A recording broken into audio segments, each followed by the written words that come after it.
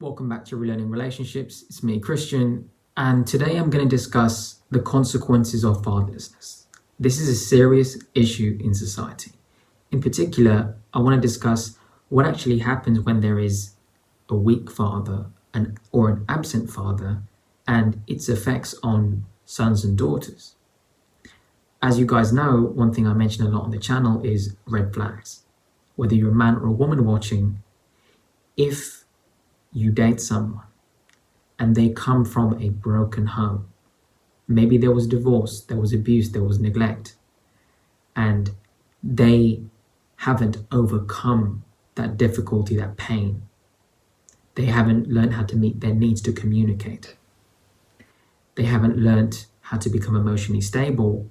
There's a very high chance that they will have a dysfunctional, difficult relationship with you that will end in a painful way because they will emulate the environment that they grew up in.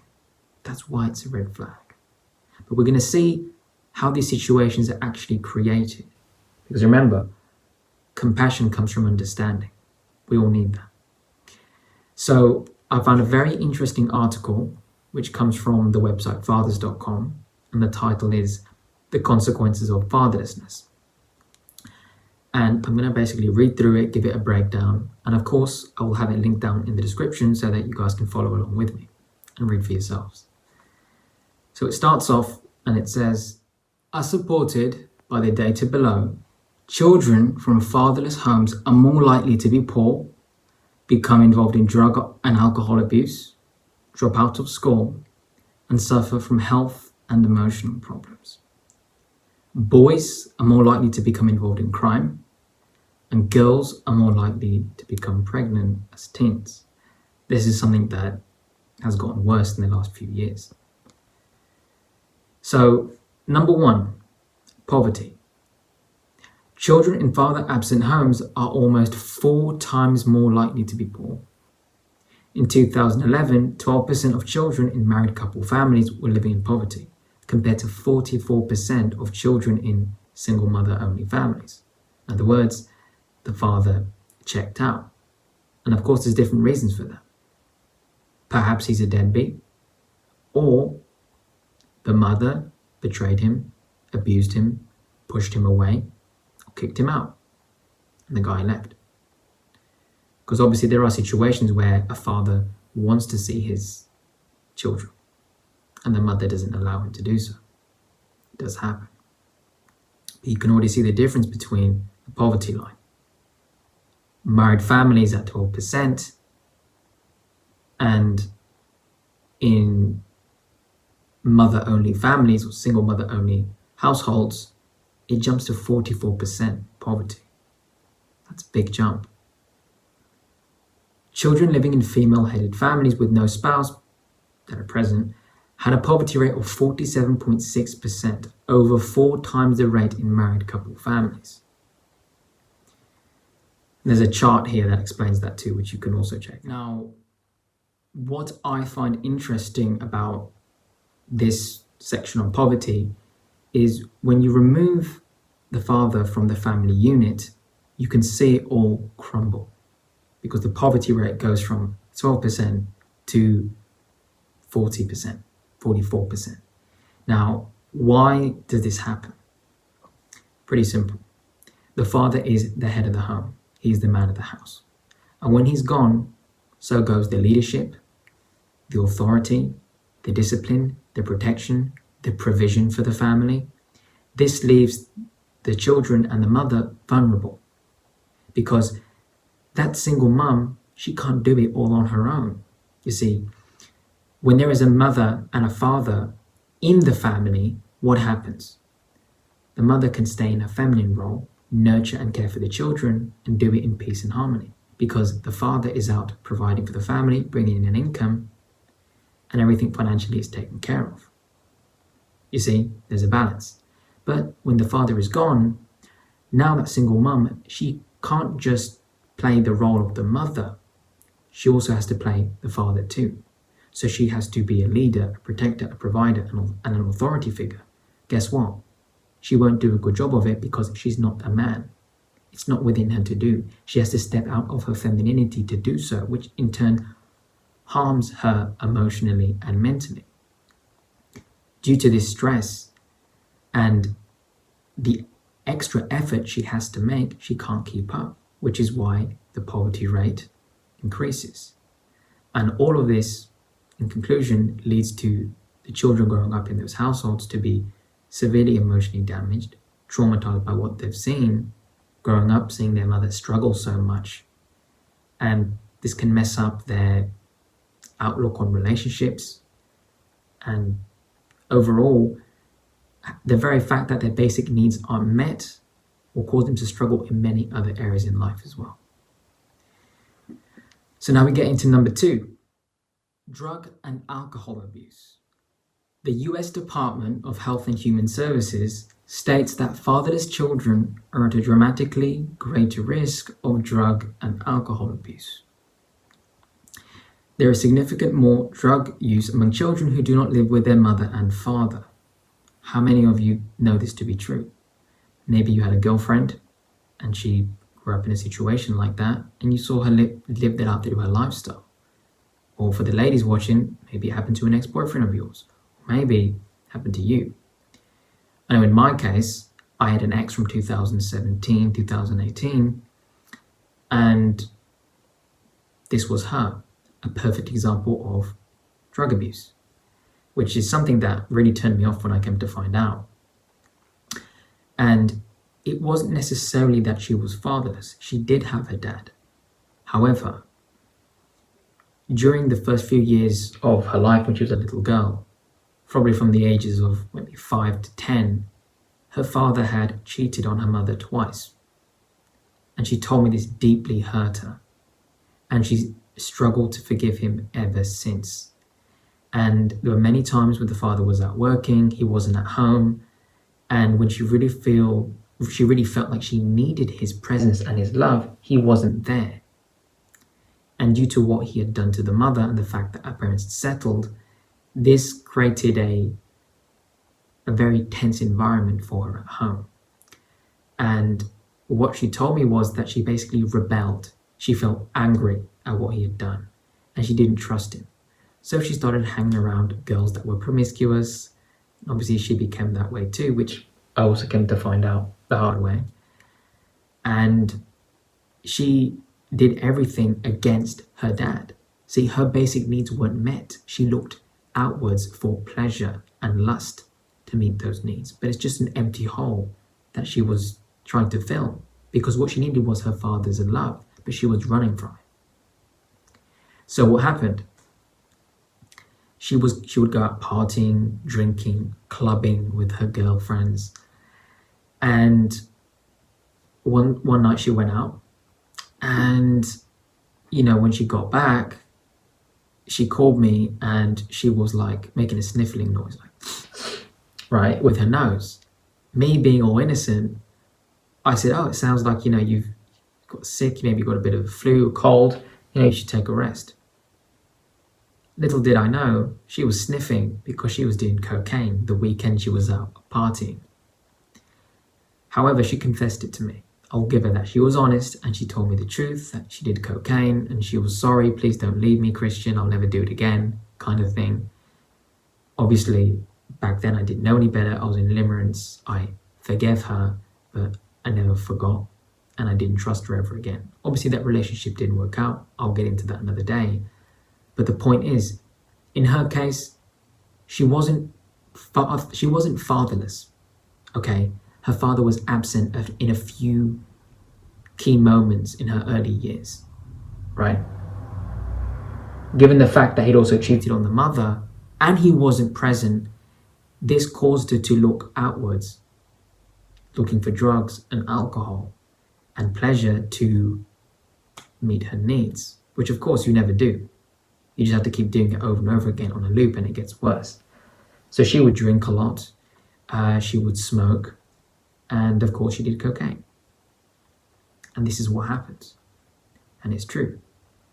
When the parents are not present in a child's life, they're not there to meet their needs, those children are going to look at other avenues, right? Other ways, other methods to get that feeling of love that they're lacking in the relationship with their father, their mother. All right, so that's number 2. Now we're going to get into number 3. Physical and emotional health. A study of, it's very exact, right? It's very specific. A study of 1,977 children aged 3 and older living with a residential father or father figure found that children living with married biological parents had significantly fewer externalizing and internalizing behavioral problems than children living with at least one non-biological parent.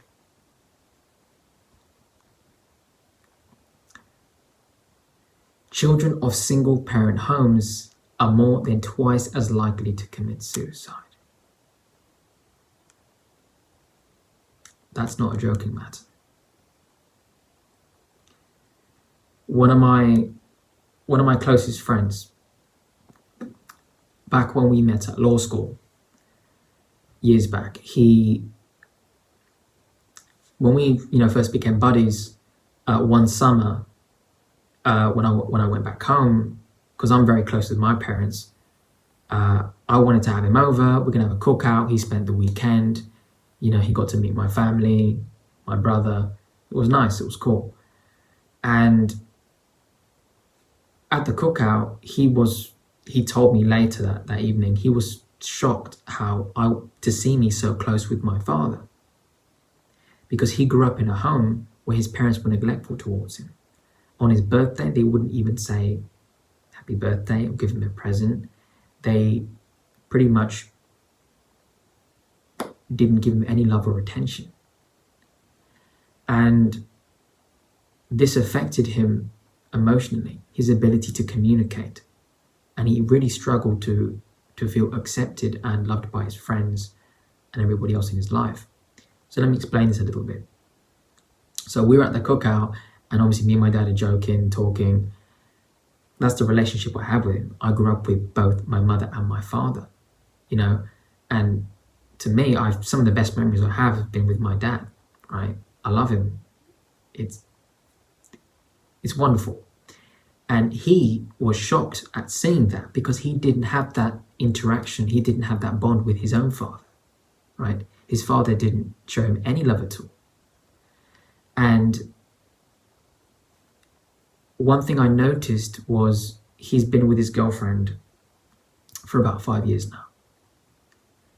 And obviously they're out of limerence. They've worked through all of their issues. They've both been faithful to each other. They're a great couple. I'm very happy for them. And one thing that I noticed was when they went through the period where the honeymoon stage was ending, they were coming out of limerence, they had a few arguments, they had a few communication issues, and he wouldn't talk for days or weeks. And his girlfriend would message me, she'd call me saying, "Christian, can you please talk to him? Because, he trusts you and I'm trying to talk to him and he just won't open up to me." You see, the reason why he wouldn't communicate was because he never learned that from his parents in his household. What does it say here on number 3? Physical and emotional health can be damaged, right? So children that don't really have a father figure, whether he's absent or or maybe he's just neglectful in some ways, they have external and internal behavioral problems compared to children that have both parents that are married. Obviously, it's talking in the sense that if you have both parents that are married, that actually care about each other, and they pass down those traits and they educate you on those values as well. So in my friend's case, he had his parents that lived together with him, that grew up with him, great, they raised him, perfect, but they didn't show him any love. They never taught him how to communicate clearly. Because he couldn't even form that connection with his own parents, he struggled to do so with his girlfriend. And breaking out of limerence for him was very difficult. And that's what happens It's a big reason why most relationships fail, because when you come out of that honeymoon stage, a lot of those deep emotional wounds from your childhood, your fears, your insecurities, they can come out. And couples need to sit down and address that and talk through and work through everything. And as long as there's compatibility, chemistry, and self-awareness on both ends to grow together, it can work out. And that's exactly what they both did. I told him, you got to sit down, you got to talk to her. And eventually he did, and they have a wonderful relationship. They've both been faithful to each other. He's masculine, she's feminine. And I think they'll stick it out in the long run. I'm very proud of them. And he had to do a lot of work on himself. And I would remember the first few times I would hang out with him, his arms would always be closed, right? His body language would be closed off, which is a sign of emotional insecurity, feeling unsafe and sure of oneself. And now that I've known him for 5-6 years, he's gotten better at communicating. He's more straightforward, he's more direct, not just with me, but with his woman, with his girlfriend. And anytime, because over the years, whenever I've gone back home, he comes too, he's seen my family, he's close with them too, and he gets along very well with my dad. And I think that's probably the closest he's ever had to a father in many ways. And it's interesting to see. Now, obviously, this is a very meek and mild example. There's people that have worse behaviors, right? Some of them become suicidal, some become hyper aggressive, okay? Some men become effeminate even, or very withdrawn, and even, the insecurities they have present themselves as, a form of, basically that's it, right? A femininity. Okay, they don't come out very masculine. My friend who's always been masculine, he just struggled to communicate. He was afraid to say what was on his mind and give his piece, because he felt like anytime he spoke at home, in his family, they shut him down, because his parents never really let him speak his mind. It was whatever they said goes. And since they didn't give him any love, he struggled to respect them and trust in them. So he just learned, if I got to say something, I just swallow it in and I don't talk about it. And that's what he was doing in his relationship. And once he realized, I've actually got to talk things through with her and be straightforward as a man, it started to flourish. They started to grow together, and their bond has been great. But he did the work on himself. So something small like that, where even if you have both parents at home, that they neglect you and they're absent from your life in just any small way, it can affect you just like that. You may struggle to communicate like my friend did. But he's doing good. And it's just a good example to see. So I'm just going to read that one more time so it sticks in your head.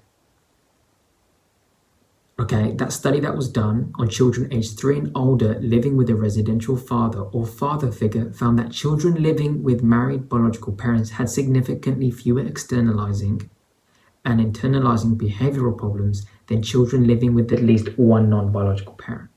Or in the case of my friend, he had both parents, but they neglected him. They were absent from him. They weren't truly present with him. And that caused him to struggle to communicate. So that was how it harmed his emotional health. Data from 3 waves of fragile family study was used to examine the prevalence and effects of mothers' relationships changes between birth and age 3 on their children's well-being. Children born to single mothers show higher levels of aggressive behaviors than children born to married mothers. You know why? Because they've got a dad at home who disciplines the child.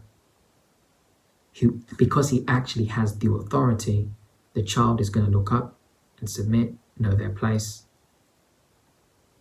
because the father is in control of the frame of the marriage. He's the leader.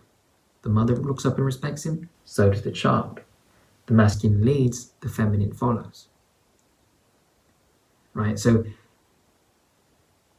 living in a single mother household is equivalent to experiencing 5.25% partnership transitions. So kids grow up in a home, a single mum, and they see different men coming in and out. So that's number 3. This can cause severe physical and emotional health. And of course, some children, they turn out different ways, right? Some of them You look at the cases now, we have child obesity in the West. Kids growing up, they run to comfort food, okay? They don't exercise, they don't develop social skills, they have anxiety, and all these things that very few of us grew up with, right? Because they grew up in dysfunctional homes. Your needs aren't met, you're going to look at unhealthy ways to try and meet them. So carrying on with number 4, educational achievement. Children in grades 7 to 12 who have lived with at least one biological parent, youth that experienced divorce, separation or non-union birth reported lower grade point averages than those who have always lived with both biological parents. Children living with their married biological father tested at a significantly higher level than those living with non-biological father. What do you guys think about that? Father involvement in school is associated with the high likelihood of a student getting mostly A's. This was true for fathers in biological parent families, for stepfathers, and for fathers heading single-parent families. 71% of high school dropouts are fatherless. There's no one at home to push them to work hard, to study, to not give up, to help them. There's nothing like a father's love. And when it's not there, that boy grows up. There's no source of masculinity to help him transition from boyhood into manhood. When he starts to face difficulties and challenges, he's not taught that he's supposed to push through and come out stronger, come out as a man. Instead, the moment anything gets difficult, especially in school academically, he's just gonna drop out. Why should he? Why should he keep going? You know, if his father left, his father's not there for him, why should he care about his future when his own father didn't care about him? What future did he leave behind for him, right? If his dad abandoned him, he didn't want to be a part of his life. He left no legacy. Did that father think ahead, looking at the future, wanted to be part of his child's life, wanted to support him, push him to do better at school? No, because he's not there, he's absent.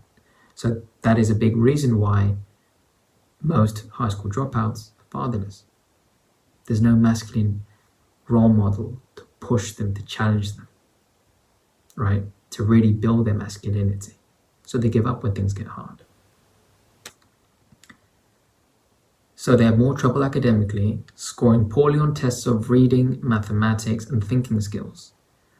Children from father-absent homes are more likely to be truant from school, more likely to be excluded from school, more likely to leave school at age 16, and less likely to attain academic and professional qualifications in adulthood. I think this is very true.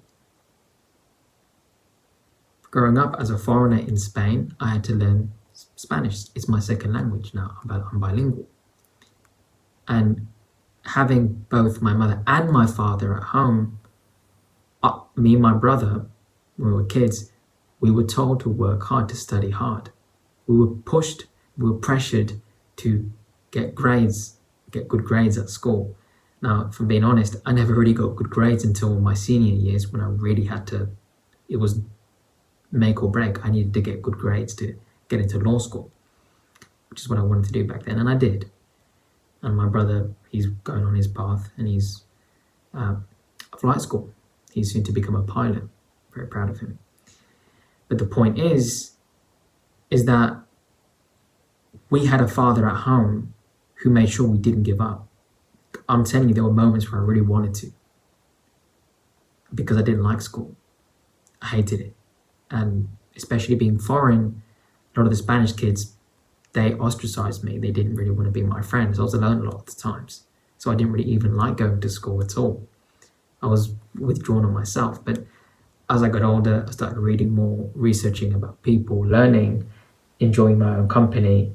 And because I had a father at home that built up my self-esteem and made me feel good about myself, and I knew I was loved, I did okay in the end. Even though I didn't like school, I detested it.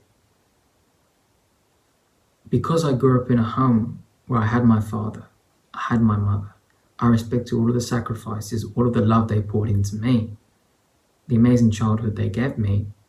Because I value that dearly, what did I do at school? I wanted to make them proud, especially my father. I wanted to make him proud of me. I said, you know what? If I don't get these good grades for me, at the very least, I'm going to do it for him because of everything he's done for me. You see, when you have a good father, you respect him, you admire him, you want to make him proud of you. And that's basically what I did in the end. At school, obviously I branched off, I did law, and now here I am on YouTube, running my own business, my own coaching practice, helping men and women in terms of relationships, writing my own book. And I'm always learning, I'm always growing, investing, things like that, self-development. And even in the back of my mind today, I still want to make my dad proud because I admire him. Everything he's ever given me, everything he's ever done for me, all the knowledge he's passed down to me, everything I learned from him. Those things mean a lot to me. I'm a family man. I always have been, I always will be. And that's the positive impact it had on me, having a father. But I know a few guys that I grew up with and their parents split up, or they had some serious neglect at home, got a bit toxic, and they dropped out. They didn't go all the way. They didn't get any minimum level of education. They just stopped caring. There was no father to encourage them, to push them, to motivate them, to be that sort of masculinity that a boy needs. Because men don't have a natural rite of passage into manhood. Women do. Women start menstruating, therefore they need to start taking, serious care of their bodies. They have to mature emotionally and mentally and start to, take serious care of themselves. So girls transition earlier. This is why some women seem to be more mature at an earlier age and most boys seem stupid and childish. Because men really don't have a natural rite of passage. Unless you are taught to master your lust, your anger, unless you are taught to overcome challenges and obstacles that you face, find something that fulfills you. You need a sense of duty and purpose as a man. You need drive. If you're not taught those things, you will always remain a boy. You'll always remain childish and immature. So that's why a lot of young guys, they give up, they drop out of school. They don't learn, they don't educate themselves. They break down. And they have a very bleak outlook on the world because they remain boys when they should be men, but they just didn't know how. There was no father to teach them. That's the consequence of having a fatherless upbringing for some, for many even. So carrying on with number 5, crime. Adolescents living in intact families are less likely to engage in delinquency than their peers living in non-intact families, compared to their peers in intact families. Adolescents in single-parent families and step-families were more likely to engage in delinquency. Why? Because there's no sense of discipline. There is no punishment for bad behavior. They're not taught respect towards others. No self-control. No self-mastery. Let them do what they want. This is how you can create entitled, spoiled little brats that screw up and run around in our society, causing pain to those around them. This relationship appeared to be operating through differences in family processes. Parental involvement, supervision, monitoring, and parent-child closeness between intact and non-intact families. A study using data from the National Longitudinal Study of Adolescent Health explored the relationship between family structure and risk of violent acts in neighborhoods. The results revealed that if the number of fathers is low in a neighborhood, that there is an increase in acts of teen violence. The statistical data show that a 1% increase in the proportion of single-parent families in a neighborhood is associated with a 3% increase in the adolescent's level of violence. You see how important it is to have a father, a real man at home to raise you? We live in a society now where very few men get recognition. We have movements such as feminism, praising women, praising promiscuity and degeneracy, teaching women to get rid of womanhood and embrace manhood, damaging women. And then feminism spits on masculinity, saying that it's toxic. There's no such thing as toxic masculinity. The only thing that's toxic is a lack of masculinity, because these are the consequences of what it does.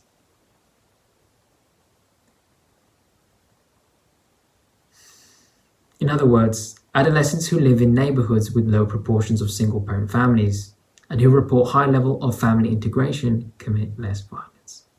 Who would have thought having healthy communities with morals and families where their basic human needs are met turn out okay? Children aged 10 to 17 living with two biological or adoptive parents were significantly less likely to experience sexual assault, child mistreatment, or other types of major violence and non-victimization type of adversity, and were less likely to witness violence in their families compared to peers living in single-parent families and step-families.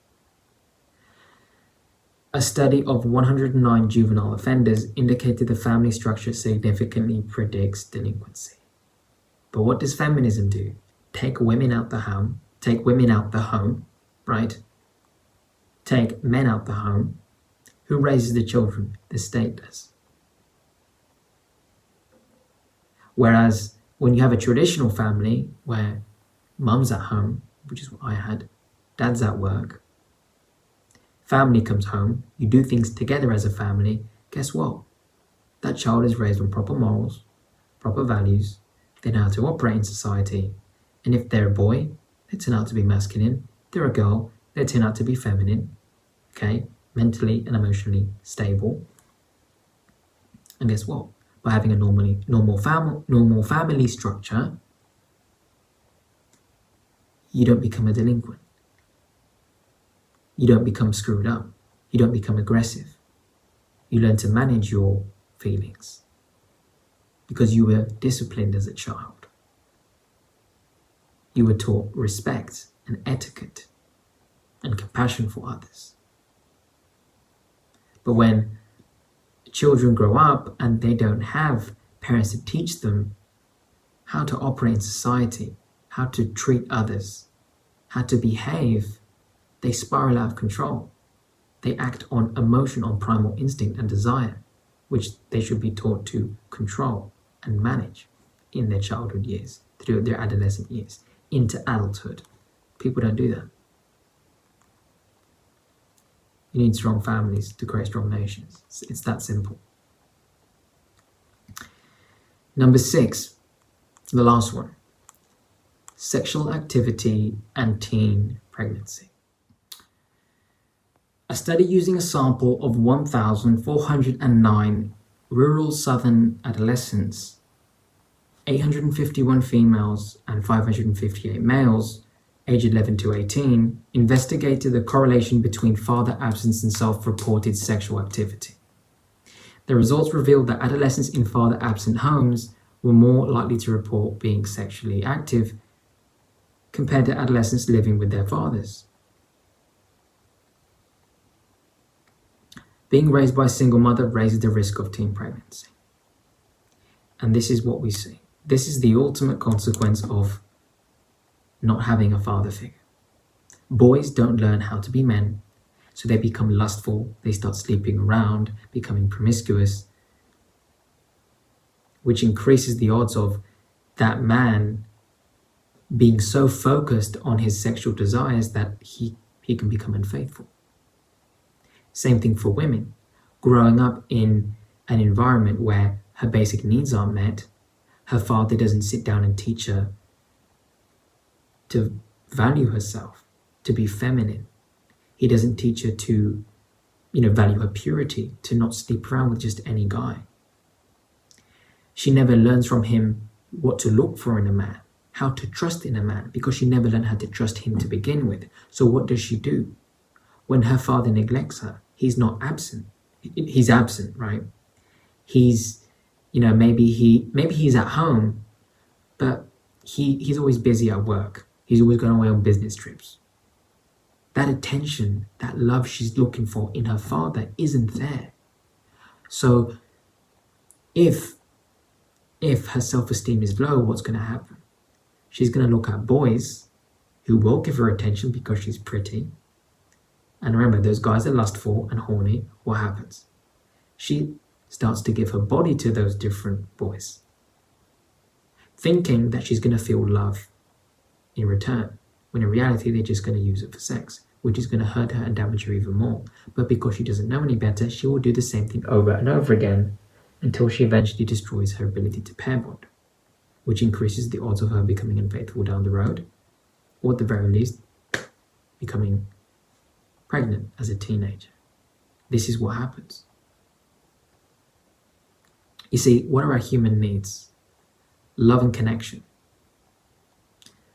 variety, significance, certainty, growth, and contribution. Children, adolescents, and adults need this. Whether it's your career, your business, your relationship, in your friendships, everything.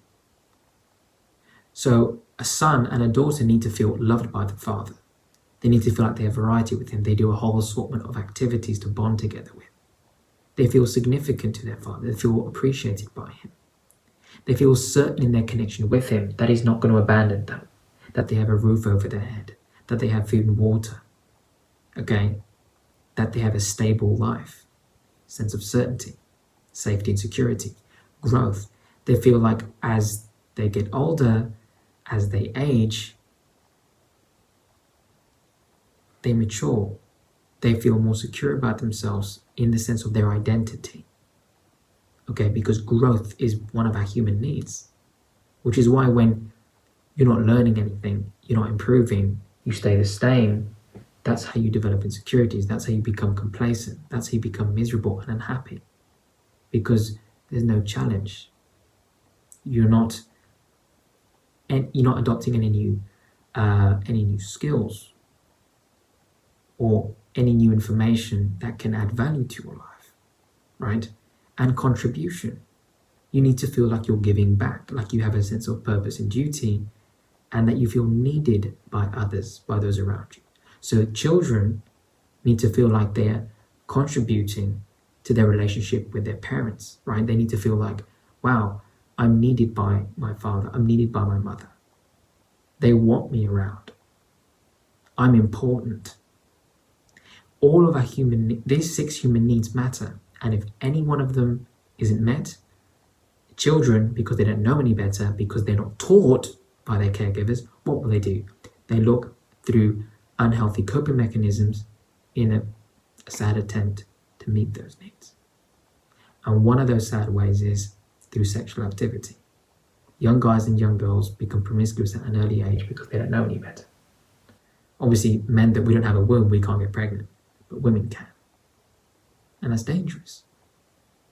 But when you have a father at home, a good masculine dad with morals, he raises his son to not be lustful, to develop self-control. And he raises his daughter to also not be lustful, to develop self-control, and to educate her that she carries a risk of becoming pregnant if she gives herself to the wrong man, to value her purity and be chaste, be pure, be modest. So these are the 6 consequences of fatherlessness. And remember, I'm going to end it like this. It's not your fault what family you grew up in. If you came from a broken or dysfunctional home, that was not your doing. But if a broken or dysfunctional home comes from you, then that's on you. Just because you came from a broken home doesn't mean a broken home has to come from you. Men, be the father you never had. Be the man you want your son to be. Be the man you want your daughter to be with. Ladies, be the woman, okay, you want your daughter to be, and be the woman you want your son to be with. And of course, be the woman, be the mother you never had in this case of you never had a mother figure. But in the case of not having a father, which is what you really need, remember, if you didn't have a father figure, you didn't have an uncle or grandfather, you got the big man upstairs.